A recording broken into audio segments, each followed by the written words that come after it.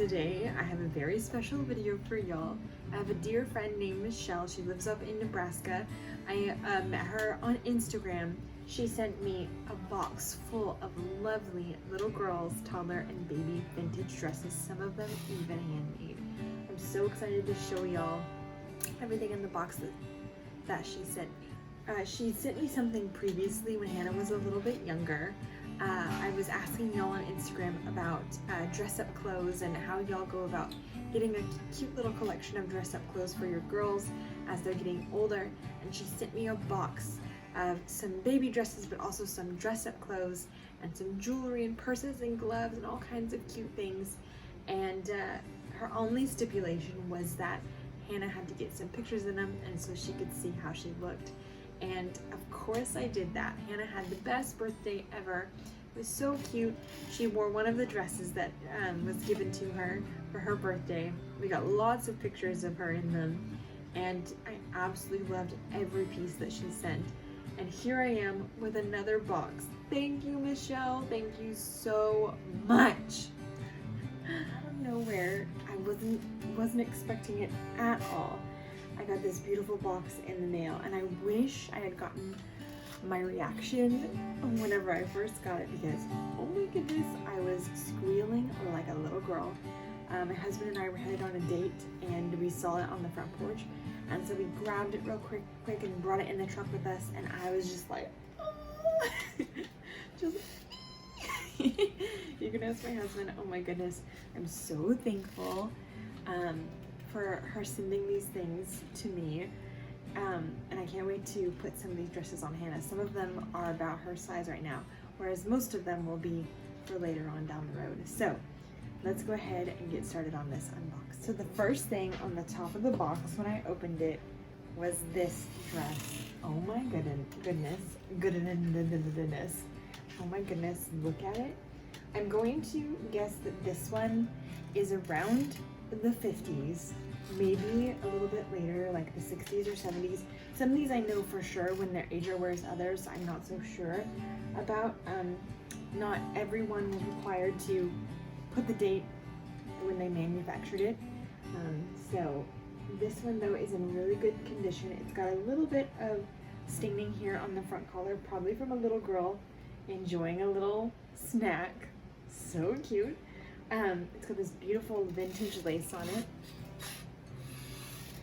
I'll try to do some close-ups for y'all. I'm new to this, but it's like a velvet. It's 100% cotton velvet, and it's absolutely gorgeous. It's got some fuzzies on it. That's okay. Fuzzies are not a big deal if you have cats or dogs or children. Fuzzies are not a big deal, right? So it's got it also here on the wrist of it, the end of the arm, and the elastic in it is still in really pretty good condition. If I need to, that's something that's very easily replaced is something like elastic, because if you follow me on Instagram, you've seen that I've replaced some elastic in a few pieces recently, and it's really interesting because this one has serging on the inside, which makes me think it's a little bit later, probably more like 70s, but my friend probably knows exactly how old they are, and she can tell us.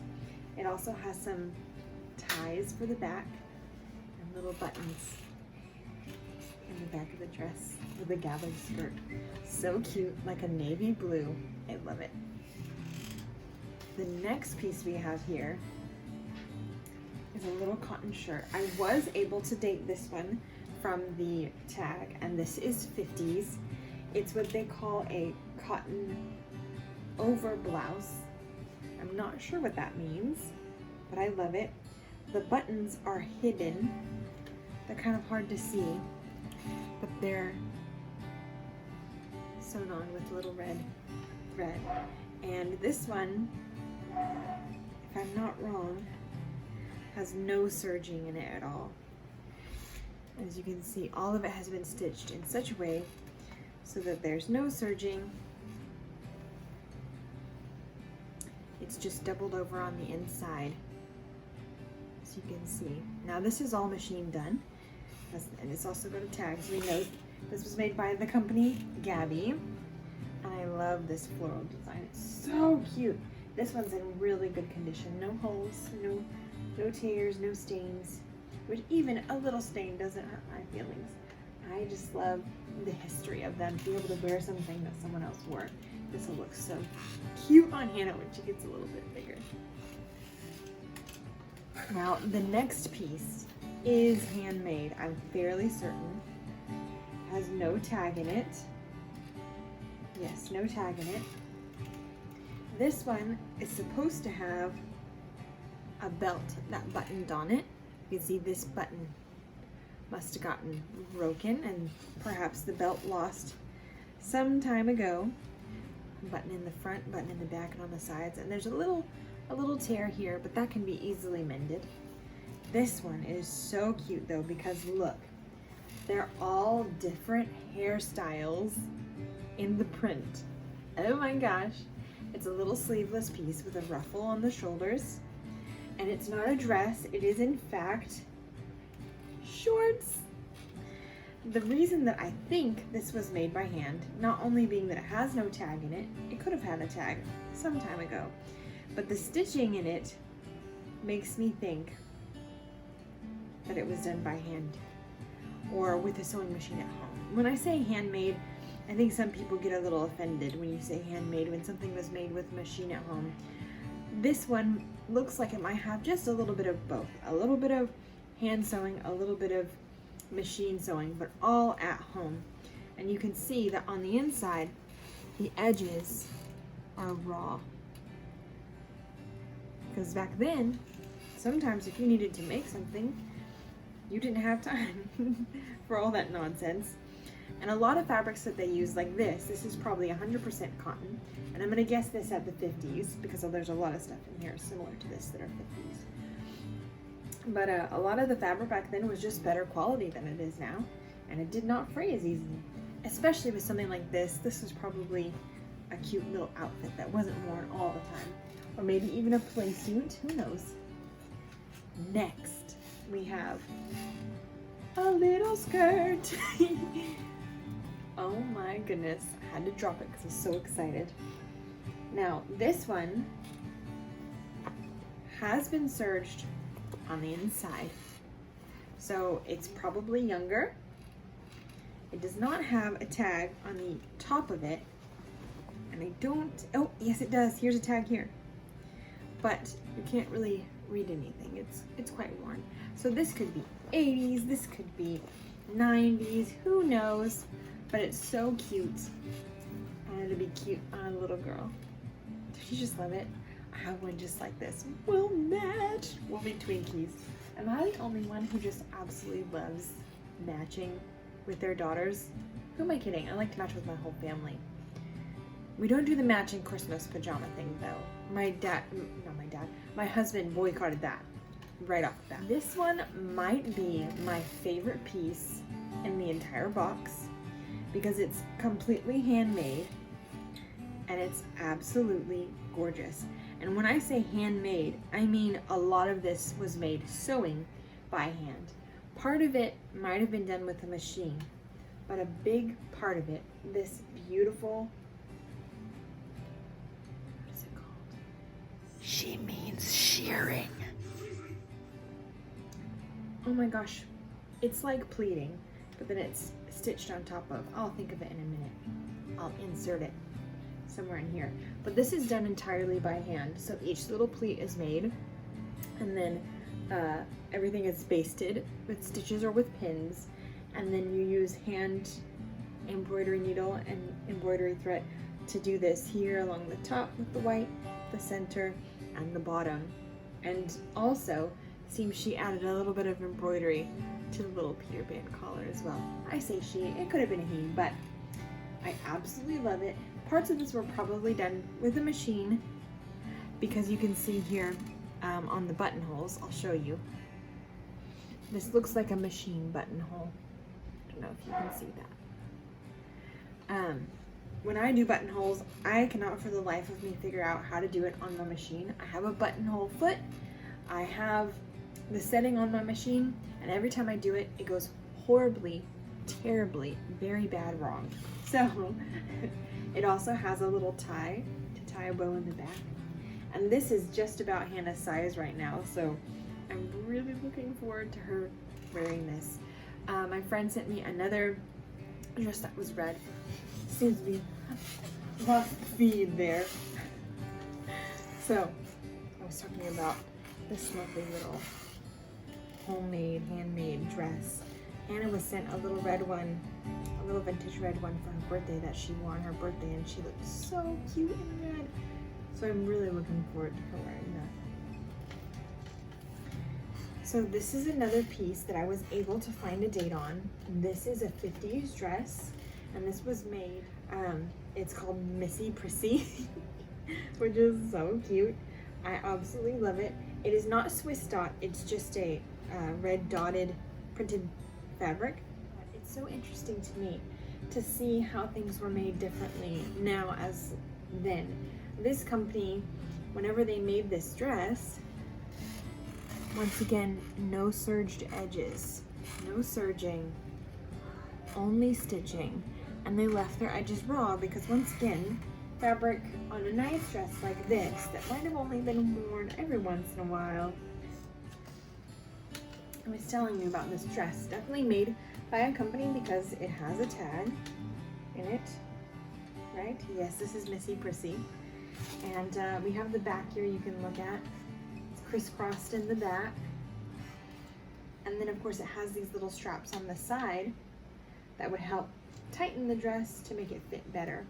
And then I wanted to show you down here at the bottom how they would have made this dress, even though this was made in a factory, probably, or maybe not in a factory, maybe it was made by a small business. Either way, they made their dresses so that you can see the stitches there by hand or with a machine, but you don't see any stitches hardly in the front.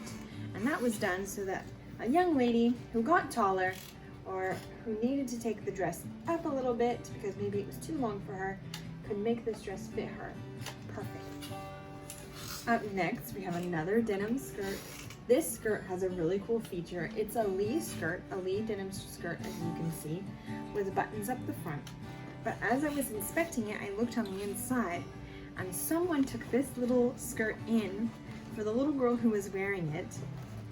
And from the outside, you can't see anything, but here on the inside, you can see this is what it looked like previously.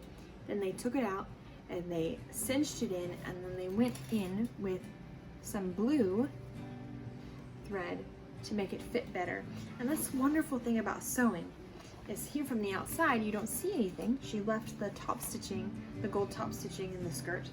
But that's the wonderful thing about sewing, is if you have something that doesn't quite fit, you can make it fit. You don't have to just give this to Goodwill and go find another piece. You can make it fit to you. Up next, we have a dress that I'm fairly certain is made at home with a sewing machine, and probably even by hand a little bit. It's so cute. It has this cute little bow on the top, some pleating that goes up, this little scalloped lace trim, and some lace trim scalloped along the puffy sleeves, little sleeves there.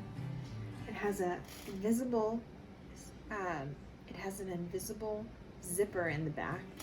And once again, we have a dress that was made with stitches so that it could be made longer or shorter. You can see all the stitching there, but when you look on the outside, you barely see anything.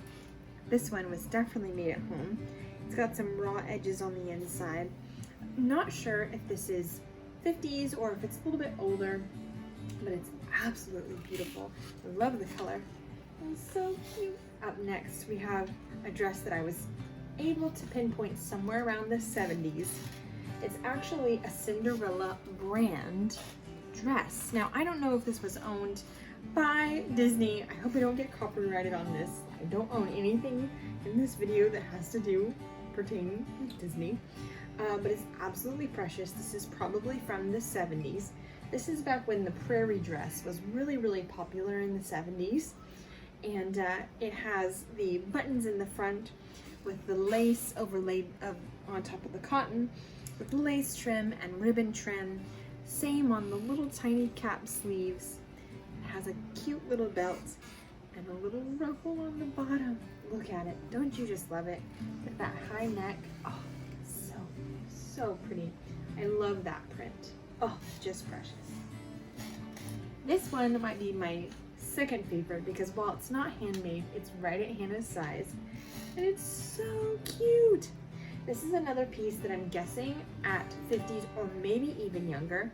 I looked up this tag here and this brand who still make clothing today. And when I looked at the 50s, because I knew for sure there were some more pieces in here that were 50s, that tag didn't match. So this is even younger than that, but I couldn't find an exact match with the date. I saw this tag, didn't know how old it was. It's absolutely gorgeous with its cute little embroidery of flowers on the front and these little scallops. So precious. It's a little place to tie a bow, Peter Pan collar. And once again, I'll show you how they made these skirts to where they could be lengthened or shortened. You can see those tiny little stitches there, but then on the inside, you see all the rest of the stitches. So cute.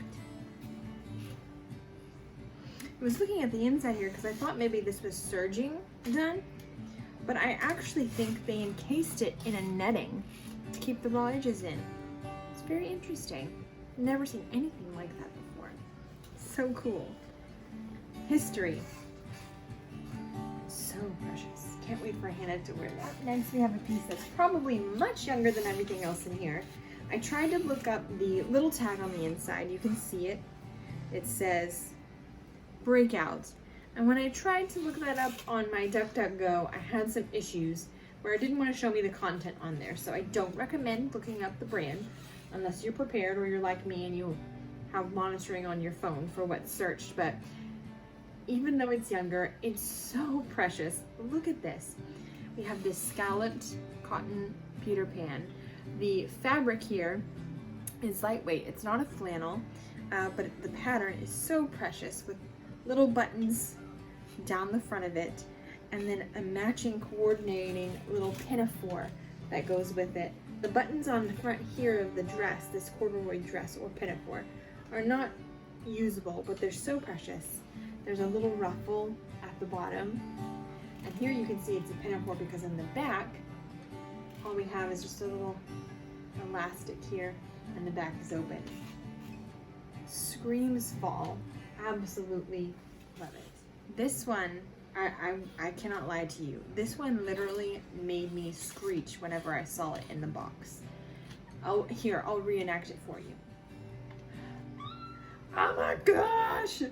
Look how cute it is! Some granny or aunt or mom, or maybe this was machine made, I don't know. It has no tags in it, which leads me to believe that it was made at home because of the embroidery done on top of the knitting. But some granny or mom or aunt made this knitted cap. And it's so dang cute. What do they call this? A beret. It's very French. So cute. I absolutely love it. How cute is Hannah gonna look in this sweet little knit beret? There's a few places in it that have been touched by moths, but not anything that is too terribly damaged. And I can't wait for Hannah. Up next, I have what I think is a matching set. We have this cute little button front long sleeve cotton shirt. No tags, made at home because it has raw edges on the inside. And then with it, we have a skirt, also made at home. Now she put these together. I don't know if they came together, but for sure, both of them were made at home or handmade, however you would like to say, with raw edges on the side seams, and they're just absolutely precious. It'll be a while before Hannah wears this, but I would wear this outfit. It's so cute. Here on the back of this skirt, we've got some really nice pockets. We've got a hidden zipper in the front and a little red wooden button to hold everything together. So interesting. Let me show you the inside here. You can see the raw edges. Sometimes you just ain't got time for that. You know what I mean? And it also shows us that it was made at home with lots and lots of love. So cool. Up next we have another piece that I think was made at home. No tags, with raw edges in the side seams Now, like I said before, this could have been made by a small business or in a factory, but there's a lot of things that just tell me that it probably was not. Now, this embroidery that's here on the front and the collar and the sleeves was done with a sewing machine, perhaps. The little plastic buttons are so cute. I love this top. But this was probably made by someone who didn't mind leaving the raw seams on the inside, which I'm gonna guess is probably someone making it at home. It's so cute though, because instead of doing serging seams, serging the bottom and the inside, they probably didn't have a serger. So what they did was a little zigzag stitch in areas that needed to be kept from fraying. And they did the same thing on the pinked, with pinking to your side seams on the inside. So cool. Wonderful how, some mom thought, I want to make that. She just did. Skills that have just been lost to many of us. I'm trying really hard to learn them. So wonderful how you can say, I want a garment like that, and you can just make it. This piece is in really good condition and perhaps younger than a lot of the other stuff. It's in that same prairie dress silhouette, which I would guess it's 70s, but it might be younger. I don't really know. It's 100% polyester, which also kind of leads us towards it being younger. And it's just in perfect condition. Whoever had this was keeping it in really, really good condition while they waited to give it to someone else. It's so cute. It's like a Swiss dot where you can feel the dots on the fabric, only instead of cotton, it's polyester. But do you know what it reminds me of, honestly? Anyone else getting like Mary Poppins vibes? Oh, it's so cute. It probably had a belt with it at one time, which has unfortunately been lost, but that's something that's easily remedied. So cute. I tried to look up this tag. It has a union seal on it with its numbers. I couldn't find anything on it, but maybe one of you can if I show it to y'all. Or maybe this sweet lady who sent it to me knows how old it is and can tell us something about it. So cute. I'm all about that lace. I'm all about the ruffle and the trim. I think we're going to be seeing a lot of that in my collection, my autumn and winter collection this year. Autumn, maybe not so much, but definitely in our winter collection, I already have some pieces mocked up that I have that will go into my winter collection. And we're talking lace and frills and ruffles and the whole enchilada. These are really inspiring me. It's interesting how fashion just kind of recycles itself, right? And it's so inspiring to be able to look at the things that people made at home and thought, I really want to make that. I love this about it and I love that about it. And so they just did, and we can do that too. The last piece we have here is another prairie dress style, which I'm gonna guess at being around the 70s, maybe younger. This one has a little bit of staining in some places, but nothing that I don't think a little hand washing can't help. But isn't it so pretty? I love the yellow fabric with its floral pattern printed on it. I love the lace here in the shape of like a corset silhouette. So cute. With the little ties. Oh, I absolutely love it. With the high collar and the hidden zipper here in the back. And of course, we have ruffles here, we have ruffles here, and we have a big ruffle on the bottom. So cute. Thank you so much to my friend who sent me these things. I was absolutely in shock. I'm going to leave her information down below. She used to have a shop that she's now recycling a lot of things out of, and she sent me these things as she was going through her shop, and I'm so thankful. I hope this inspires you like it inspired me. I'm absolutely beside myself. Pieces that fit Hannah now, I can't wait for her to wear. And the pieces that don't, I can't wait for her to get bigger and wear them. But wait, no, please don't grow up too fast. Please, please, please. They already grow up fast enough. But I love that she sent these to me. Maybe we might be seeing some similar silhouettes in some of the dresses that I'll be making this year and in the coming years. Right now, the prairie dress is super duper in right now with the corsets and the lace and all of the things. So perhaps we'll make some dresses that look like it too. I hope this inspired you as well. I know sometimes we think of sewing as being very daunting, but I think it's a skill just like anything else that used to lots of women knew how to do. Men also, lots of tailors back in Victorian times were mainly men. So I feel like this is a skill that we as women who are at home can really gain and learn from. And it doesn't have to be expensive either.